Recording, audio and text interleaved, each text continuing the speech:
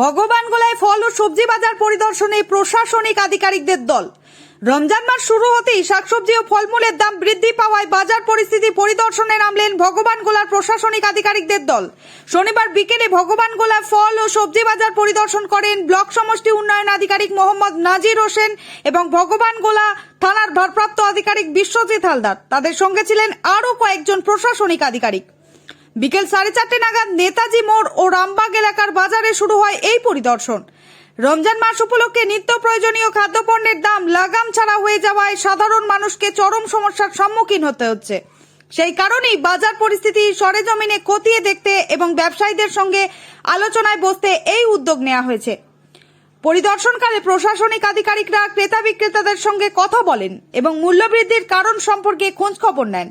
ব্যবসায়ীদের কাছ থেকে জানা যায়, পরিবহন খরচ এবং পাইকারি বাজারে দামের ঊর্ধ্বগতির কারণে খুচরো বাজারেও পণ্যের মূল্য বৃদ্ধি পাচ্ছে। তবে প্রশাসনের পক্ষ থেকে জানানো হয়েছে, কৃত্রিম সংকট তৈরি করা হলে বা অযৌক্তিক দাম বৃদ্ধি করা হলে কড়া পদক্ষেপ নেওয়া হবে।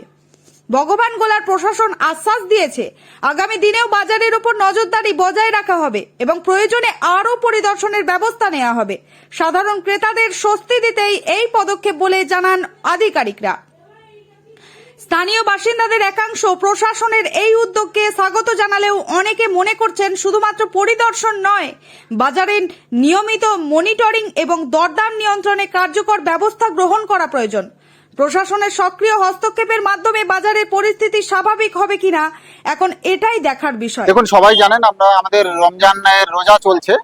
তো আমি ওসি সাহেবের সঙ্গে কথা বলে আমরা বাজারগুলো ভিজিট করলাম, সবজি মার্কেট, তার সঙ্গে ফলের মার্কেট। বিশেষ করে রোজার টাইমে সবজি এবং ফলের দামটা অত্যাধিক হয়। তবে আমরা ভিজিট করে দেখলাম মোটামুটি দাম নাগালের মধ্যেই আছে। আমরা এগ্রি মার্কেটিং ডিপার্টমেন্টের সঙ্গে কথা বললাম, তাদের প্রতিদিনের একটা তালিকা বেরোয়, দামের তালিকা বেরোয়, তার সঙ্গে সাযুজ্য রেখেই মোটামুটি এখানে বাজারে বিক্রি বাটা হচ্ছে। তবুও আমরা যারা এখানে ব্যবসা করছে, যারা ফলের ব্যবসাদার বা সবজির ব্যবসাদার, তাদের সঙ্গে কথা বললাম যাতে দাম আকাশ ছোঁয়া না হয়। সাধারণ মানুষের সঙ্গেও কথা বললাম, তারাও বললো যে দাম মোটামুটি নাগালের মধ্যেই আছে। আগামী দিনে এই ধরনের ভিজিট আবার চলবে না? পুরো রমজান মাসটা আমাদের চলতেই থাকবে, তারপরেও আমরা চালাবো। কিন্তু রমজানে যেহেতু দামের একটা বাড়ার টেন্ডেন্সি থাকে, তাই জন্য আমরা প্রতিদিনই প্রায় ভিজিট করার চেষ্টা করব।